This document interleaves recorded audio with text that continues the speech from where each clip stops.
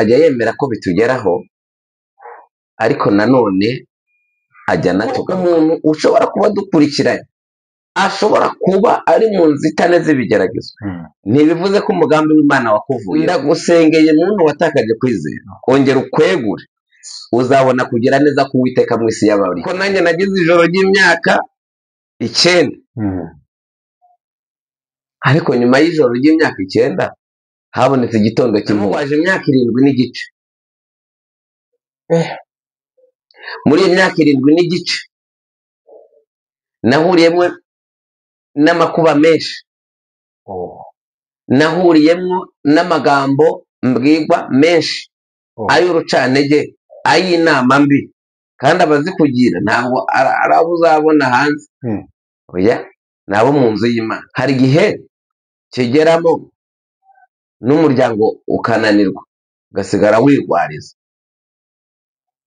N'umuntu kenshi yaranambwiraga ngo ngiye kwigendera, hanyuma nanjye nkatokesha iza uyu mukecuru ko musa yaba ari mama wawe cyangwa ni nyogokuru wawe, kandi ari umugore wanjye.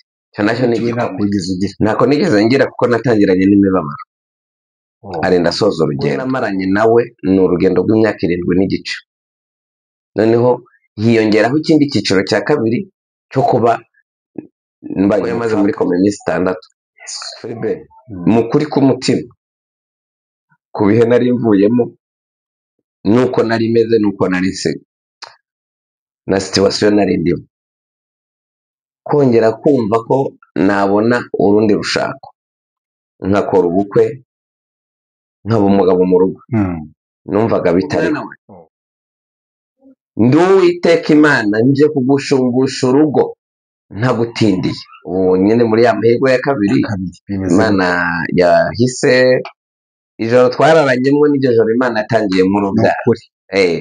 Umwana yaravutse, ubu akwije imyaka 2, ndashima Imana. Ubu karampamagara ngo papa, nanjye nkumva ndanezerewe.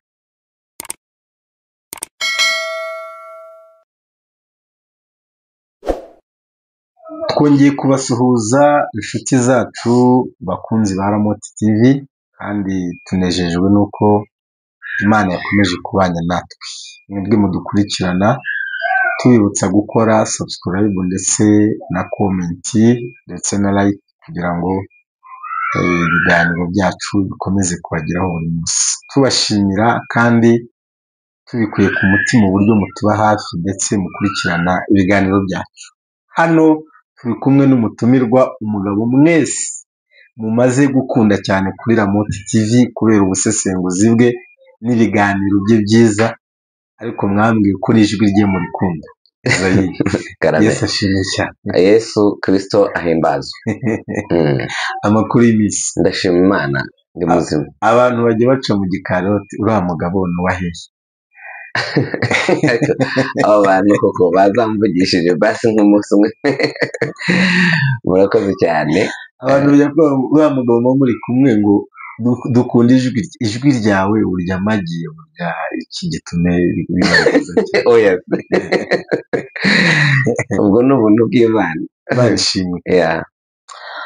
Aha rero twagize umugisha nka Ramoti TV yo kukubona, kandi uradufasha cyane, ndetse bigafasha inshuti zacu gususuruka no kwishima, haba mu biganiro by'ijambo ry'Imana ndetse agakiza n'umuryango, mu biganiro tujya dukora, uburyo tujya twibutsa uburyo imiryango igomba kubana, yaba urubyiruko. Tuzakomeza gukora ibiganiro by'umuryango ndetse n'ijambo ry'Imana no mu buzima busanzwe, uko abantu bagomba kubana na Ramoti TV. Twagira ngo rero udufashe utangire iki kiganiro udusengera Imana mu magambo make. Urakoze mwami wacu Yesu. Turi hano kuri kamera kugira ngo twamamaze ishimwe ryawe. Turi hano kuri kamera kugira ngo tuvuge imirimo n'ibitangaza byawe. Turasenze kugira ngo Umwuka Wera nk'umufasha aze abane natwe, kugira ngo adufashe umwanya tugiye kumara turimo turaganiriza abantu bawe. Tubisabye mu izina rya Yesu Kristo umwami wacu. Amen. Izayi turagushimiye cyane, ariko abantu bakomeje kubona uburyo wagiye utanga ubuhamya mu minsi yawe yashize, ibyago wagiye uhura nabyo, ariko bigendekeye mu rushako. Nk'uko mu ntego za Ramoti TV hariho kubaka umuryango ndetse no gutanga inama ku kijyanye n'amakimbirane arimo kubera mu ngo, ariko nanone tutibagirwa uruhande rw'abagabo babuze abagore, rw'abagore babuze abagabo, ndetse n'abantu bagize ibyago bagatandukana bagakora divorce.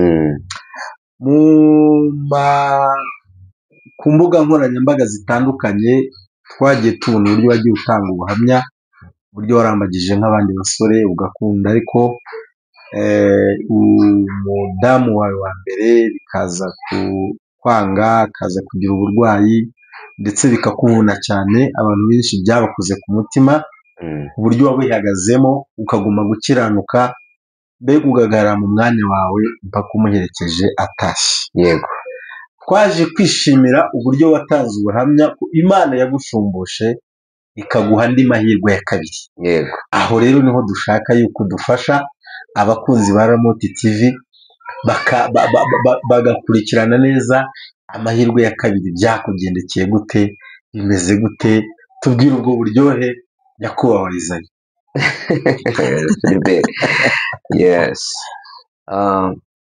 nk'uko mwari mubivuze, Imana ijya itanga amahirwe ya kabiri. Arishimwe. Reka kuko byose bikorwa n'ijambo ry'Imana, Yego. munyemerere nkoresha ijambo ry'Imana dusanga mu gitabo cya Yobu, ku gice cyaho cya 42, turasoma ku murongo wa 12. Haravuze ngo ni uko Uwiteka ahira Yobu bwa nyuma kuruta ubwa mbere, agira intama 14,000 n'ingamiya 6,000 n'amapfizi 2,000 n'indogobe z'ingore 1,000 n'ibindi n'ibindi. Iryo nari ngendereyemo ni iri jambo rivuga ngo ni uko Uwiteka ahira Yobu ubwa nyuma kuruta ubwa mbere. Filibe, hari igihe umuntu agera mu gihe amahirwe ya mbere akamera nk'avuyeho, cyangwa se akagira ibibazo, kandi ntabwo kuba ayo mahirwe ahuye n'imbogamizi runaka ntibivuze ko Uwiteka aba yagiye. Oya, ajya yemera ko bitugeraho, ariko nanone ajya anatugarukaho. Imana ishimwe, kuko Bibiliya iravuga ngo niyo itera amakuba ikanatera n'amahoro, byose biri mu kiganza cyayo. Turabizi ko Satani, umwanzi w'ibyiza, nawe hari ibyo ajya ajugunya ku muntu, ariko ibyo Satani ajya akora, Bibiliya iravuga ngo murwanye Satani nawe azabahunga. Ibigeragezo ubundi bituruka mu masoko atatu, cyangwa se mu nce eshatu zitandukanye. Ikigeragezo cya mbere ni ikigeragezo cyiza giturutse kuri Satani, aje kukurwanya kugira ngo aburizemo umugambi w'Imana ku buzima bwawe. Ariko bene ibyo ngibyo bijya bikorwaho n'amasengesho. Iyo umuntu agiye gusenga Imana, akafata ibihe byo gusenga, iyo migambi n'izo nama Imana ijya ibitesha agaciro, bigakurwaho rwose kandi bidatinze. Hanyuma isoko ya kabiri iturukwamo n'ibigeragezo ni isoko y'ibigeragezo idudubiza iturutse ku Uwiteka. Uwiteka ajya yemera ko hari ibiza kutugerageza, ariko Imana ibifitemo ubushake. Hanyuma bene ibyo bigeragezo biza biturutse ku Uwiteka byitwa ishuri. Turi kumwe? Ishuri rero, iyo umuntu ari mu ishuri, nta kintu wakora ngo urisohokemo igihe cyo gusoza ishuri kitaragera gute, kitararangira. ikigeragezo cyaturutse ku Mana nubwo wasenga ya 40 nubwo wasenga y'120 njya numva hari abayashobora yewe sinjya nyashobora bene ayo ngayo ariko nanjye ayo nsenga ngirira umumaro sibyo hanyuma bene icyo ngicyo gikurwaho n'isaha y'Imana yategekewe, isaha y'Imana, itariki y'Imana, ukwezi kw'Imana, umwaka w'Imana. Amasengesho menshi ntakivana, ntabwo ashobora kukivana, ahubwo icyo akora amasengesho iyo uyarimo Imana igenda iguheramwo ibintu nka bitatu. Icya mbere iguheramwo ijwi ry'ihumure rikubwira ngo humura, ibyo urimo ndabizi, nzagutabara, nzakurengera, nzakubera Imana, sinzaguta, sinzaguhana muri ayo mako, sinzayagusigamwo wenyine, nzabana nawe kandi ushitse umutima mu nda, ibyo kagungu n'ubuzukira byariye nzabikugarurira. Amen.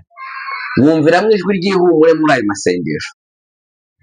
Cya kabiri, Imana iguheramwo imbaraga z'umutima zikubashisha kutayivaho.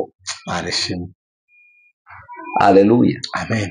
Ntabwo iyo umuntu asenga Imana imwongerera imbaraga. Bibiliya iravuga Yesu amaze kubona ibintu bigiye kumubaho ku minsi ye ya nyuma, bimeze nk'aho bimukosomye bimazemo imbaraga, yazamutse ku musozi gusenga.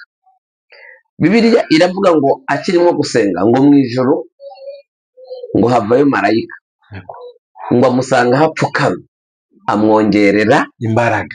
Haleluya. Asifiwe. Ndanezerewe kandi imbaraga Yesu mu gihe cyo gucika intege, mu gihe cyo kumagwamo imbaraga, ijuru ryabonye ko amerewe nabi, rizana sapoti, rizana inkunga.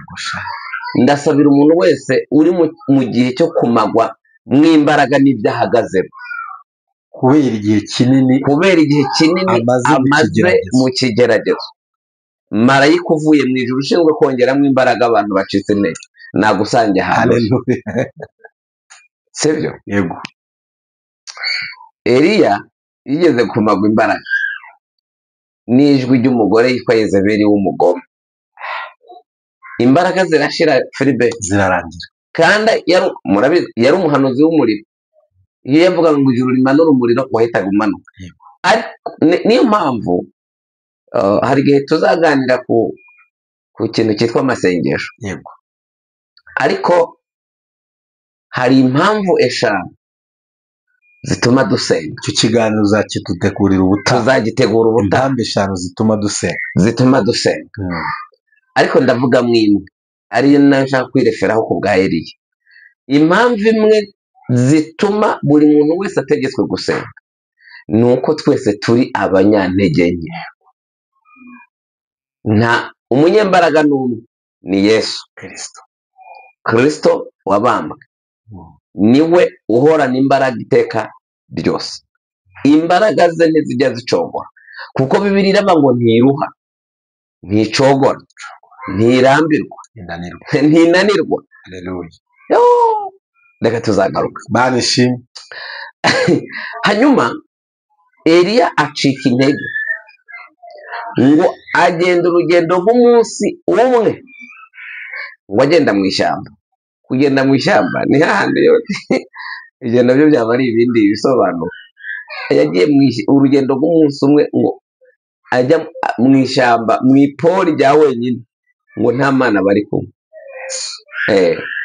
Iyo uri kugenda wenyine muri iryo shyamba, ni amaganya, ni urupfu. Ujya ubona gupfa bikurutira kuba wabaho. Yego. Urumva? Donc ukumva nta kikunezeza. Mu minsi yatambutse hari umuntu yisabiye kujya gufungwa ngo ave ahantu ari, ngo polisi ngo imwakire muri gereza, bati twebwe ntabwo twakira abantu batakoze ibyaha. Umva igihe cyari cyamukanze aravuga ngo ajye kuruhukira muri gereza. Ariko icyo nshaka kuvuga, Eliya amaze gucogozwa n'icyo gihe yari arimo cyo kubwirwa ijwi ry'iterabwoba n'urucantege, ayo majwi ajya atugeraho. Ariko ngo aho yari aryamye munsi y'igiti cy'umurotero, Bibiliya iravuga ngo marayika uvuye mu ijoro yaraje amusanga aho hantu, ngo amukoma mu mbavu, aramubwira ngo vyuka urye wongere unywe ukomeze urugendo ruracyari runini. Imana ihabwa icyubahiro. Eliya ngo abyutse ngo abona umutsima aho ngaho, ngo abona n'amazi, ngo arabyuka aranywa ararya, ngo yongera ariryamira. Marayika agaruka ubwa kabiri, marayika ushinzwe kutwongera mwino. Aleluya. Ndasenga ngo umuntu wese uri mu gihe kibi, ijuru lelansaragini imbere ya sika, ijuru nirimenikotutaya niryohereze marayika. Filime ndanezerewe. Abantu badukurikiye bashobora kuba bari mu gihe kibi, Imana yo mu ijoro ibasange ahantu bari mu gikombe cya bwihebe, ibongerere mu imbaraga. Imana nibaha imbaraga bakomeze urugendo. Si cyo gihe cyo guhagarara, nicyo gihe cyo gukomeza. Imana ihabwa icyubahiro. Bibiliya iravuga ngo niyihe intege abagize gute, abarambiwe kandi utibashije. Hari igihe umuntu anegekara kwihagurutsa bikagera gute, bikanga. Ariko ngo utibashije imwongera mu imbaraga. Wowe utakibashije udukurikiranye, mu ijuru bakongere mu imbaraga. Imana igirira izina ryayo iguhagurutsa ahantu uri mu izina rya Yesu. Kandi ubwo tubisabye Imana. Hanyuma rero reka twikomereze. Haleluya. Hari igihe kimwe nanjye muri uku kuntu tuvuze kuri iri jambo ngo ni uko Uwiteka ahira Yobu ubwa nyuma kurusha ubwa mbere. Yobu nawe yigeze kugera ku gihe ikigeragezo kiramukanda, uburibwe bumugera mu magufwa, uburibwe bumugera mu maso, uburibwe bumugera mu marangamutima, ubwonko buracanganyikirwa. Agera ubwo avuma ngo umunsi havuzwe ko inda ye yasamwe, avuma n'undi munsi ngo hatangajwe ko Yobu avutse. Mbega umunsi nyina yishimiye ko yasamye, iryo joro yararivumye, n'umunsi nyina yishimiye ko yabyaye. Ariko muri ubwo buryo bwose, n'ubwo Yobu yari yakubititse, Imana yari imufiteho umugambi. Wanasifiwe. Nubwo umuntu ushobora kuba dukurikiranye ashobora kuba ari mu nzitane z'ibigeragezo, ntibivuze ko umugambi w'Imana wakuvuyeho. Oya, kuko uhereye kuva kera, iyo urebye ba Dawidi yageze ubwo yandika Filipe, arandika aravuga ngo ngewe Dawidi mba nararabye kubera ibigeragezo narindi mba nararabye ngo iyo naza kugira umugisha ngo ngire kwizera ngo ko nzarebera kugira neza ko Uwiteka mu isi y'ababaho. Haleluya. Ndagusengeye muntu watakaje kwizera, ongera ukwegure, uzabona kugira neza ko Uwiteka mu isi y'abariho. Ntabwo ibikuriho ntibizaguherana, ibikuriho ntibizarangizanya ubuzima nawe. Bibiliya iravuga ngo hari kurira kwararira umuntu nijoro, ariko bwacya mu gitondo impundu zikavuga. Gusa icyo nahishuriwemo muri aya magambo, ijoro rishobora kuba ijoro ry'umwaka cyangwa ibiri, rikaba ijoro ry'imyaka 3, rikaba ijoro ry'imyaka 10, kuko nanjye nagize ijoro ry'imyaka 9. Ariko nyuma y'ijoro ry'imyaka 9 habonetse igitondo cy'impundu.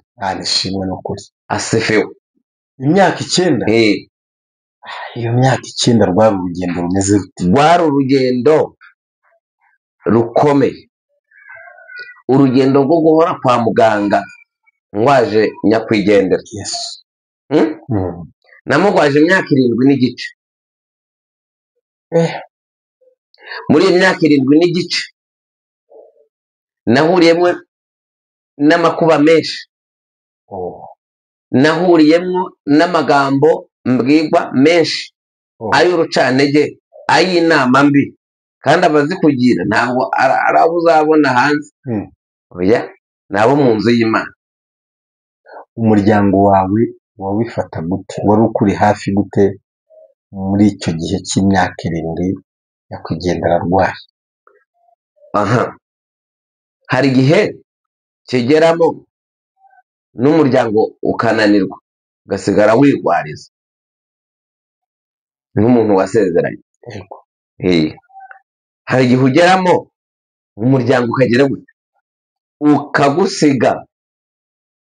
Nyakwigendera nk'umuntu wari urwaye kandi abona ko urugendo rwo wenda ruri hafi, yakuganirizaga iki, n'iki yakubwiraga?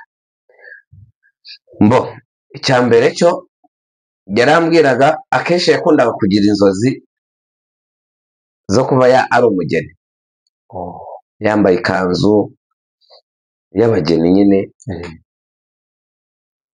nuko kandi akenshi yaranambwiraga ngo ngiye kwigendera, hanyuma nanjye nkatokesha. Ari mu bintu byanatumye agenda atinze, ko nafataga ibihe byo gusenga mvuga ngo wenda ashobora kuba ari umubabaro w'uburibwe. Filibe yararibwaga 24/24, yarwaye indwara nyinshi zitandukanye,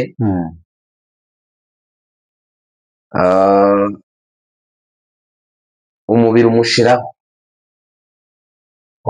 Twaba turi kumwe nko mu muhanda, abantu banze nk'umukozi w'Imana bakasuhuza, turaho umukozi w'Imana, turaho, bagahita bamuhindukirana bakavuga ati uraho nawe mukecuru. Yesu yarahorose kugeza ubwo yahindutse nk'umukecuru. Yahindutse nk'umukecuru. Bamwe bakambaza ati Iza, uyu mukecuru ko musa, yaba ari mama wawe cyangwa ni nyogokuru wawe?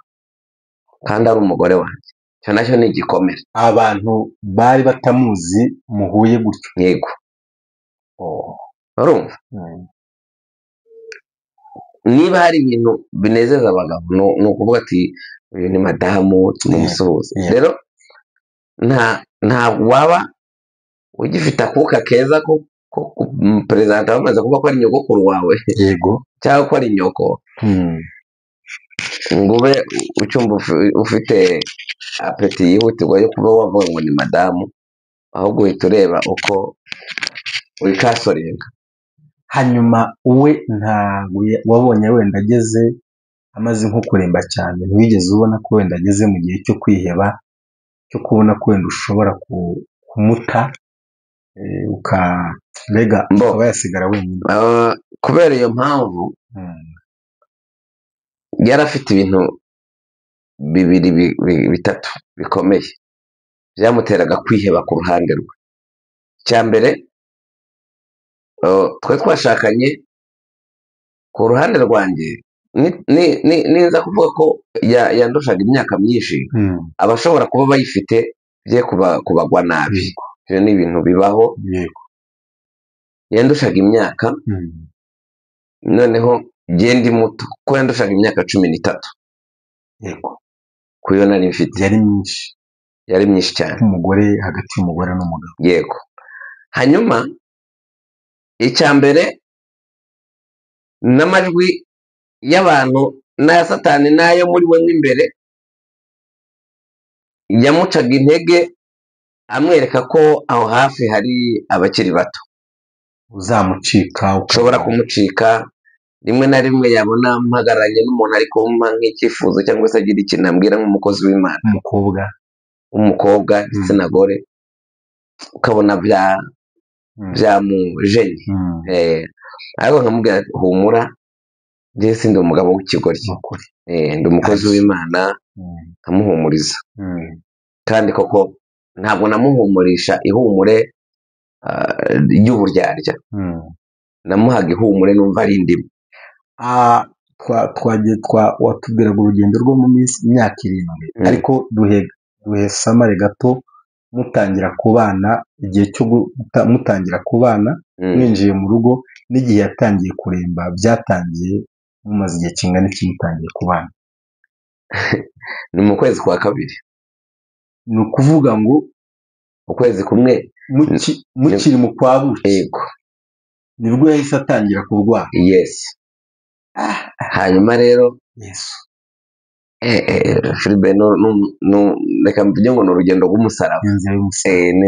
ni inzira y'umusaraba, ariko nyine kuko Imana yakomezaga imbwira ngo nibyo nakubwiye, iyo uri mu kigeragezo ariko ukaba mu bihe byo gusenga, uri mu ishuri ry'Imana, iguheramo ihumure, kabiri ikaguheramo imbaraga z'umutima zituma utava mu byizere. Turi bugere wenda ku mahirwe ya kabiri, ariko urabona ko iyo mumaze muri cya gihe cy'abageni, umwaka wa mbere yego wabayemo ubukwe, uriya mwaka ubundi bavuga ko mwese mupfuye mwajya mu ijuru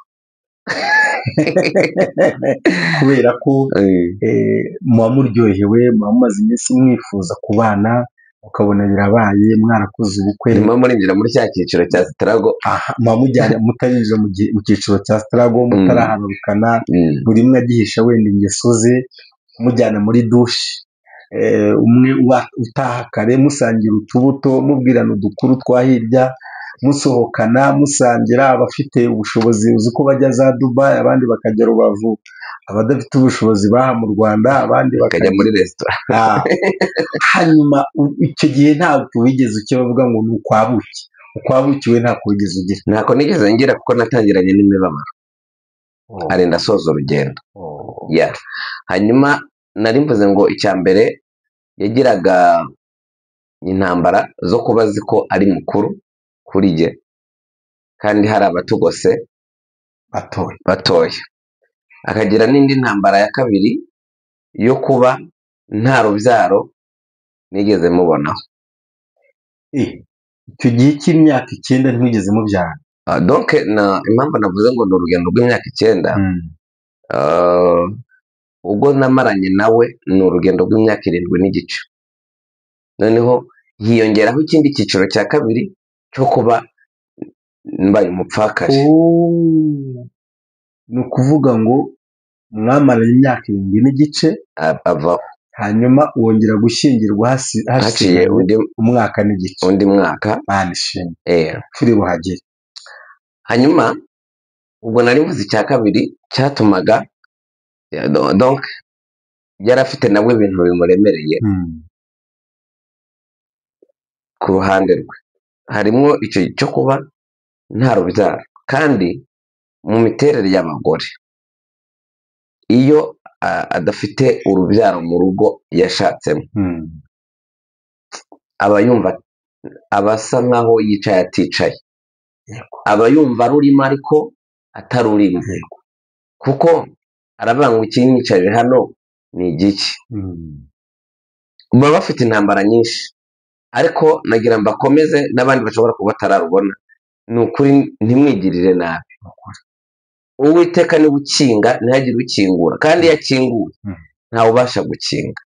Nsaba n'abagabo nabo kugira ngo borohere bene da, hari ukuntu abagabo nabo ujya usanga wagira ngo ikibaye cyitiriwe umugore gusa, ukagira ngo ku mugabo ntibyamuturukaho, ugasanga umugabo ari gutokinga umugore we, ugasanga yatumye n'uturyo tumunanira kurya, kandi n'ukuri ntabwo aba yorohewe, ahubwo yari akwiriye kumubera inyunganizi muri urwo rugendo, bagasenga Imana igakingura imiryango igize gute, ikinze, kugeza igihe igisubizo kizabonekera.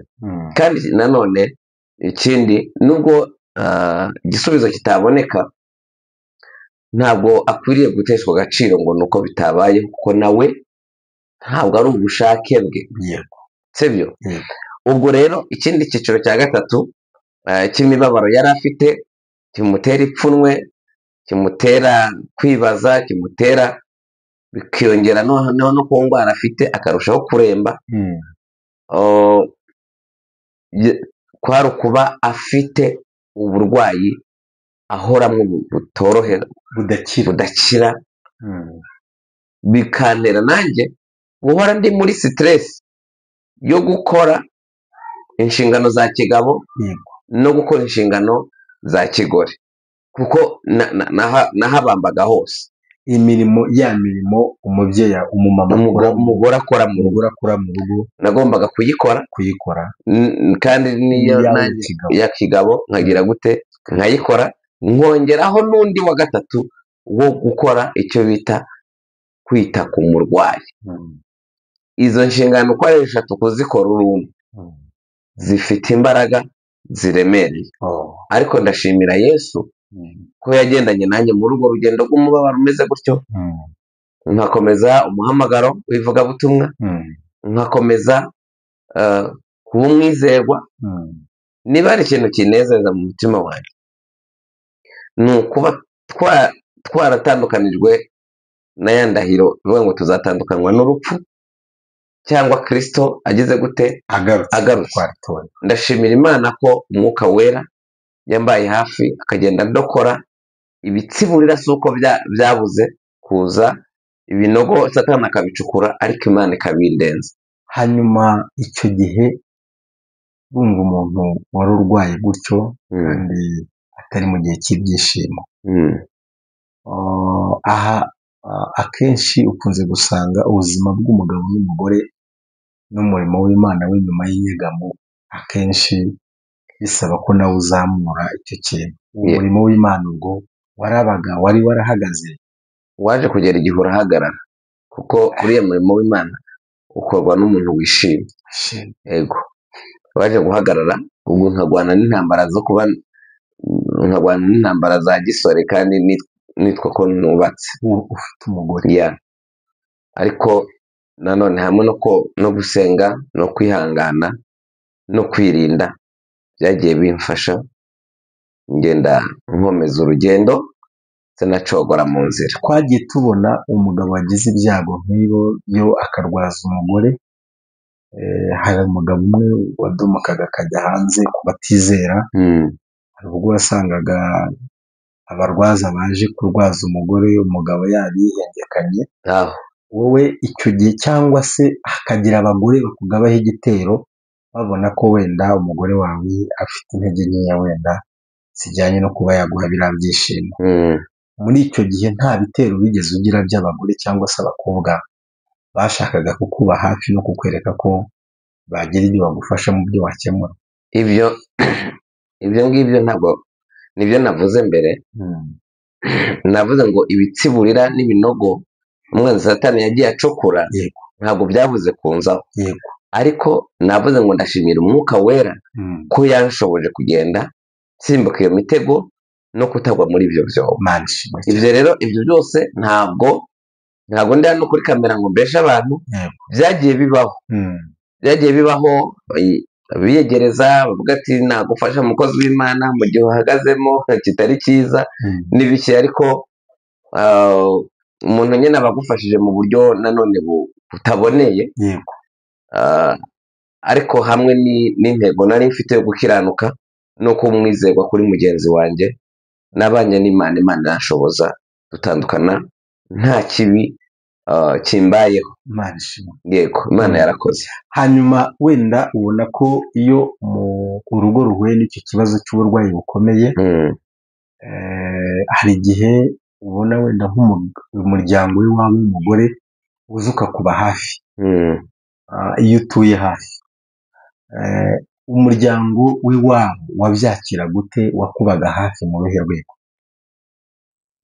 bakoze uko bashoboye, ariko buriya bajya bavuga ngo ngire intoza niwe ugira intoza, sibyo?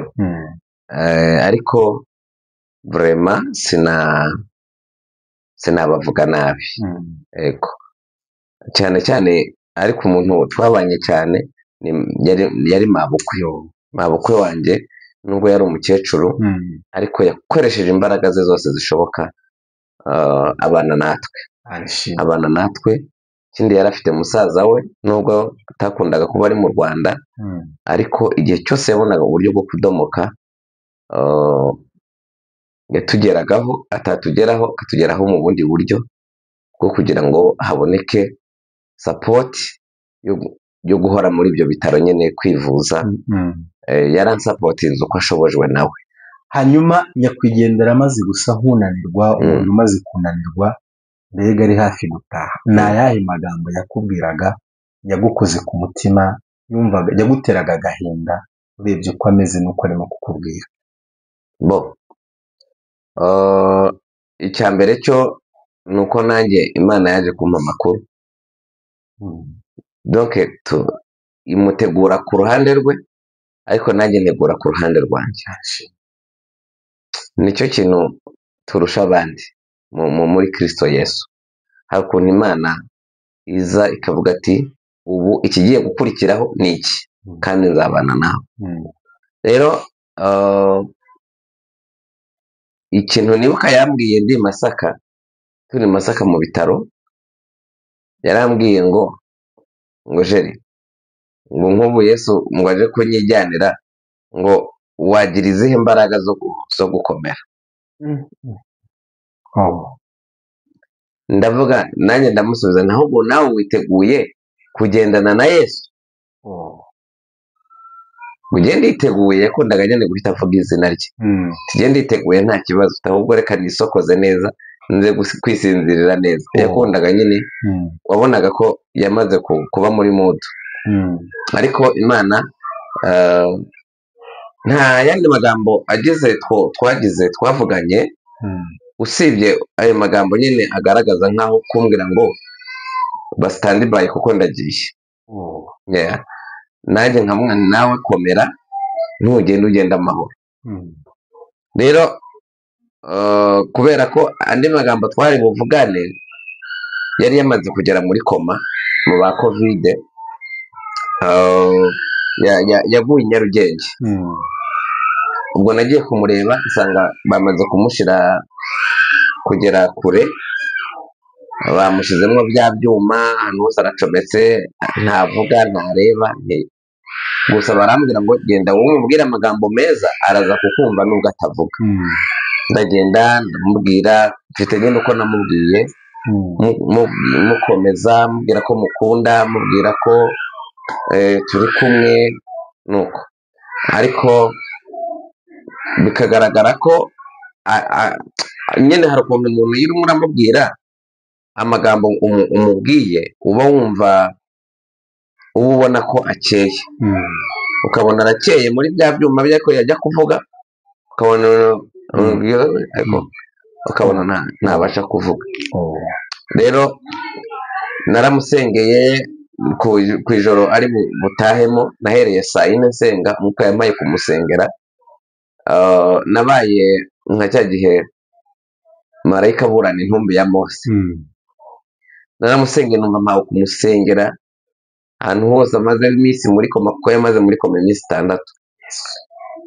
Hanyuma ku munsi wo kugenda, mbere yaho gato naragiye, nanjye numvaga ntazi ikinsunika, ngura ibintu bishyashya, ngura amatora nshyashya, nditegura nk'uwitegura kwakira umuntu mu rugo. Nuko iryo joro namusengeyemo, yitabye Imana mu ma 6:00 yewe narasenze ngeza saa 7. Ngejeje saa 7 numva umwuka amaye kwiyumvamo kuba nasubiza muri kodi z'ubuhanuzi nari mfite, zibigiye kubaho, ndabyumva. Mu gitondo rero murabizi ko amakuru bayatangaga saa 12, numva itangazo rivuga ngo muri iki gitondo ngo hari abandi bishwe na covid 3. Bahita nyine iwabo barampamagara, barambaza ngo ese muri aba 3 bapfuye yaba arimo? Nabone simbizi neza, kuko ejo nari nagiye kumusura,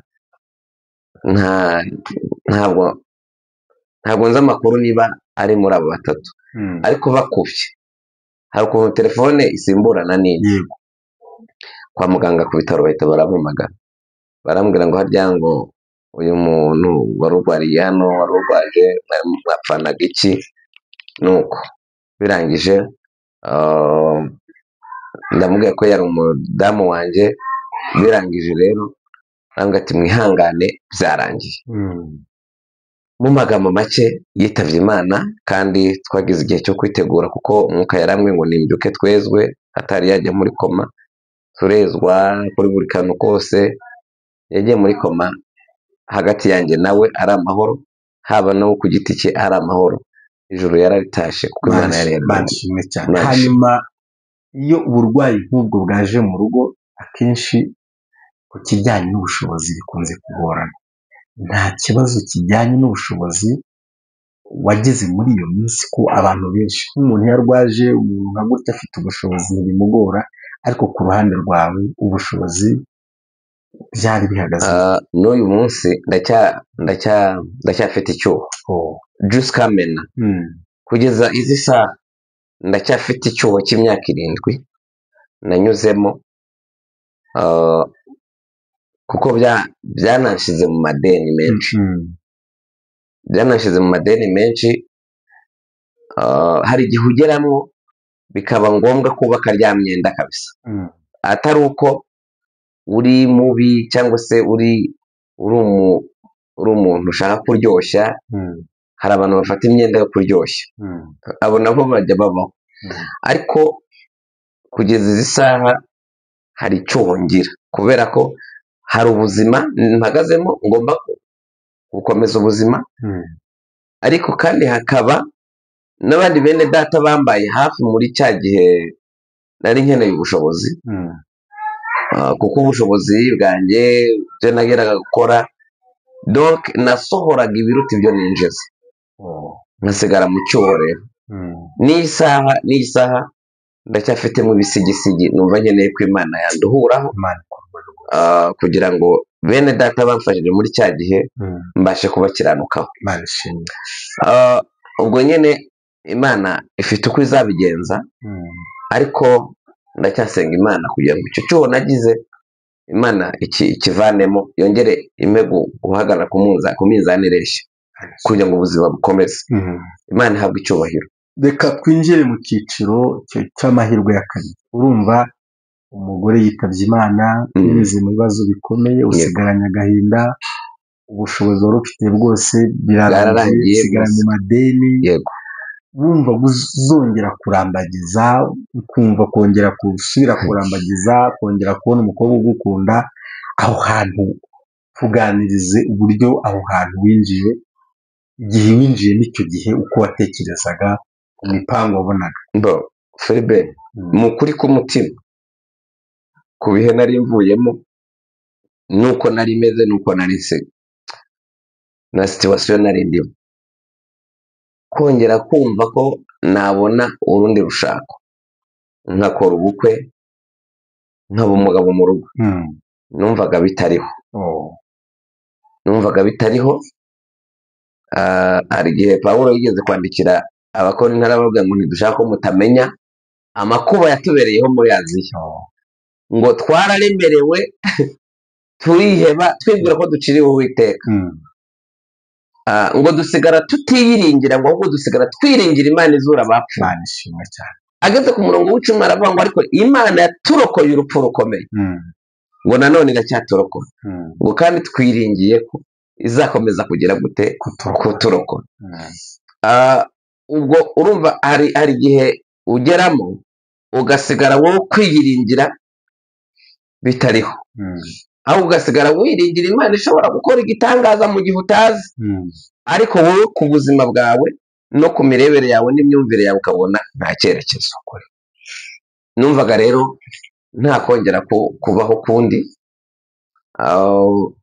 nkumva ngiye gucakaza ubuzima, nkumva ngiye kuzashaka utuzi twose duciriritse, ariko nkava nko muri Kigali cyangwa se mu zindi ntara zinze, nkajya nko mu ntara abantu batanzimwo, nkajya gupagasayo, kuko abantu benshi bari bazi nk'umuvugabutumwa. Rero nubwo nari ndi mu kigeragezo kimeze gutyo, nasigaga mukoreye byose nkajya ku murimo. Hari n'igihe najyaga musiga muri bomboni, nkajya kuyobora icyumba cy'amasengesho i Gahanga, abantu bakibaza imbaraga nkoresha ahantu nzikura. Ndababwira ngo mva, ndamukunda, ariko urukundo mukunda ntabwo ruri hejuru y'urwo Yesu amukunda. Ikindi, kuba Imana yemeye ko nja mu muriro umeze gutya, ntabwo byambera impamvu yo guhagarika umurimo nahawe gukora ndakora kandi nanarwaza nta mpamvu yo guhagarika. Imana ishimwe. Rero ndifuza ko kuba umuntu yaba ari mu nzitane y'ibigeragezo ntimubere impamvu yo guhagarika umuhamagaro w'Imana, ahubwo nakomere, kuko no mu by'Imana izibuka nabyo birimo.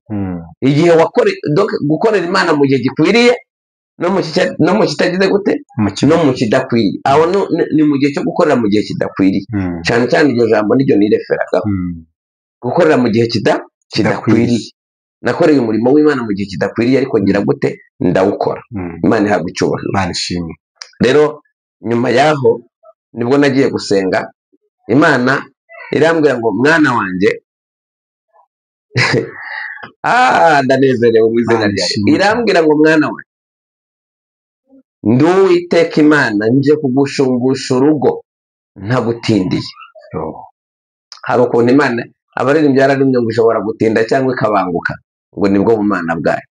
Imana rero yaje kubanguka inshumbusha urugo itagize gute, itantindiye, ingirira neza, impa umugore mwiza nishimira. Iguha amahirwe ya kabiri. We tubwire, wadusomeye ijambo uburyo Yobu Imana yamuhiriye bwa nyuma kuruta ubwa mbere. Imana yaje kumpira, irambwira ngo ngushumbushe urugo ntagutindiye. Irambwira ngiye kuguhuza n'umukobwa. Mu by'ukuri amashuri mfite ntabwo ari menshi, ariko ay'ibigeragezo ndayafite menshi, mfite diporome ndende, ariko mu yajyanye n'amashuri asanzwe mfite makeya, nubwo atari make cyane, ariko ni make. Ariko Imana iramwe ngo nguhaye umukobwa wize, imbwira n'inkwano nzamuka ko itari munsi ya miliyoni.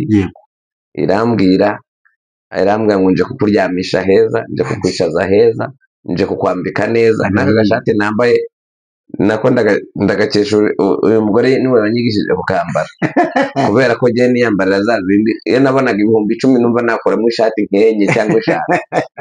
Ariko aka gashati ku bantu bazi style ni ukuri ni agashati karimo amashati menshi. Rero yanampinduriye imyumvire yo hasi, tangira kunshyira mu myumvire yo hejuru. Hari igihe uba mu bigeragezo ubwonko bugacurama. Hari igihe umugabo nko kugize ibyago, usuye kurambagiza, yego, hari ukuntu abakobwa banza kumva amateka yawe, banze kumva n'iki, bakagenda ngiye kuko Imana yampaye amakuru kuri we, ndetse inambwira uko ngomba kumwinjirira, mubwira. Imana yaramfashije. Hanyuma tumaze kuba in touch, iyo ngiye kurambagiza nibwira umuntu tugiye kubana mu kuri kose, ntabwo nsigaza akantu k'inyuma ashobora kuzavumbura nyuma. Oya, ndavuga nitwa Izayiri Ivuzimana, ndi mwene kanaka na kanaka, tuvukana turi abana banaba, nduyu n'uyu buzima mbayemo n'ubu, ndi umukristo, bimeze gutya na gutya na gutya. Niba wemera ko tujyana mu buzima, nyemera tujyane. Rero mu byo yankundiye nabyo birimo. Wasanze Imana yamuteguye, yaramuteguye, ariko yarafite nawe amakondisiyo ajya agenderaho nyine bisanzwe yiwe. Ntabwo rero nari nyujuje izo kondisiyo ziwe, se nari nzujuje, ariko kuko yasengaga nanjye ngasenga, ajya kubaza Imana. Imana rero irakonfirma, ivuga ko ari njyewe umugabo w'igitangaza Imana imuhaye. Imana yarakoze. Rero Imana irambwira ngo ngukoreye ubukwe bwiza, kandi nzahita nguha n'urubyaro, nzahita nguha umwana w'umuhungu mwiza cyane musa. Imana ishimwe. Imana irakarama. Nuko rero Imana inkura hasi, ubwo simvuze uko byaje kurangira, nicaye ku mukeka mbere nyuma gatoya nyine nkiri muri bya bibazo bikomeye, nkaryama ku gitanda kidahuye na matora, ndyama ku gitanda cya metero na 40, harimo matora y'120, urumva ya metero 120, ubwo igitanda kikajya matora ikajya yihirika nka gutyo, ugasanga turyamye nabi, bikaba ngombwa ko mfata imyenda idakenewe ako kanya nkongera akandi ka episeri. Ndashimira Imana nyuma yaho rero, muri ya mahirwe ya kabiri, Imana yaje kumpa kuryama ku gitanda gifite matera igikwira, kandi igitanda cyiza rwose. Ku rugero rwanjye ni igitanda cyiza rwose. Hanyuma umugore wa mbere nyakwigendera ntabwo mwari mwabyaranye? Ntabwo twabyaranye.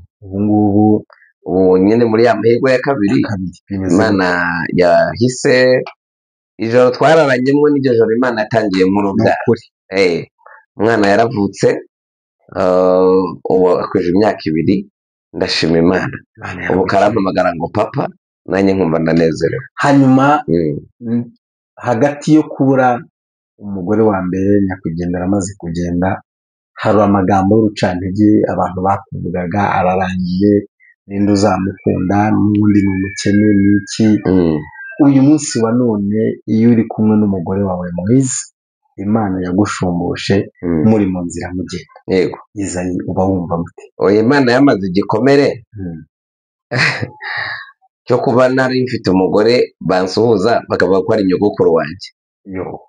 Uyu munsi mfite umugore, nawe waramubonye, babaha ubuhamya. Mfite umugore mwiza nishimiye. Iyo mvuze ko ari madamu, hari n'abatabyemera, ariko ni madamu wanjye. Imana yakoze iby'imbaraga, umwana mwiza ufite ingingo zose, ufite ubwenge, ufite amagara. Imana yarakoze. Dusoze tubwira iki abantu bahuye n'ibibazo nk'ibyawe uyu munsi batari babona abakunzi, akaba yumva ni umugabo ariko apfushije umugore, hari ugira ikibazo cy'ubushobozi akavuga ati sinzongera gushaka ndi muri ubu buzima, hari urimo kurambagiza bakamubenga, hari abamama babuze abagabo batashye nyine, ariko yumva abonye umugisha wo kongera kurambagizwa yashaka. Dutange iyi mesaje, urabaha ubuhe butumwa?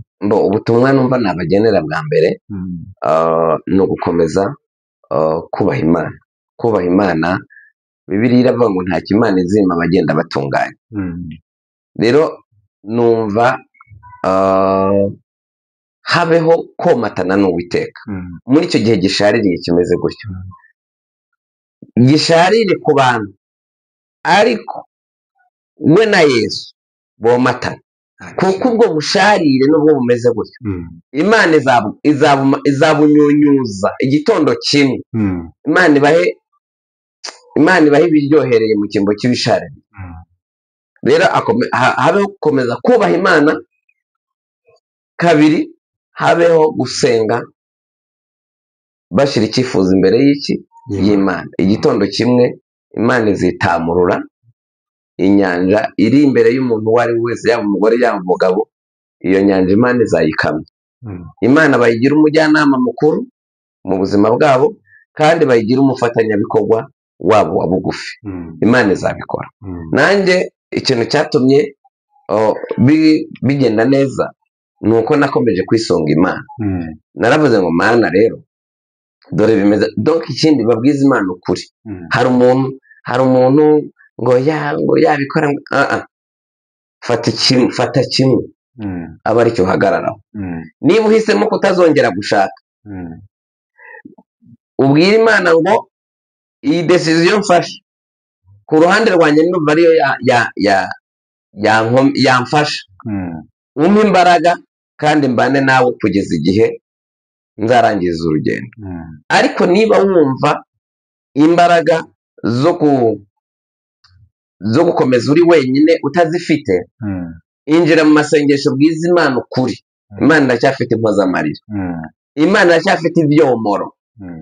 Imana niyo cyomoro cyacu, kandi Imana iguhuza n'icyomoro cyawe bigahurira mu kuri. Ndashimira Imana ko Imana yanyomoye, iyanyomoye ntaho yagiye iracyahari. Ni Imana itarobanura ku butoni. yaba ku ruhande rw'umugore Imana igufitiye icyomoro, haba ku ruhande rw'umugabo Imana imufitiye icyomoro. Kubaha Imana, gukomeza gusenga no kuyiba hafi no kuyibwiza ukuri icyo wumva ukeneye imbere y'Imana, Imana izabigufashamo. Hari umuririmbyi wa 37 mu ndirimbo z'agakiza yaravuze ngo niba ugeze mu magoro ngo wizere ngo Imana izabitunganya niba wizeye. Ariko ngo niba wizeye ihoraho izabigufashamo, izakora ibitangaza niba wizeye. Rero ndasabira abantu kwizera Imana no gukomeza kubana nayo, Imana izabitunganya mu izina rya Yesu. Amen. Amen. Izayidusoreze usenga Imana. Murakoze cyane, reka dusenge Imana. Ariko rwose abantu be kureka Imana. Mana yo mu ijuru, turagushimiye mu izina rya Yesu. Imbaraga zawe niziduha umugisha, imbaraga zawe nizifate bene data bari mu kibazo kimeze gutya, ubomore, ubaremere ibibomora kandi ubaremere ishimwe riruta ijyambere. Turabigushimiye kuri Imana ibishoboye, kandi uwacitse intege umwongera intege, tubisabye mu izina rya Yesu. Amen. Amen. Yesu abahe umugisha. Amen.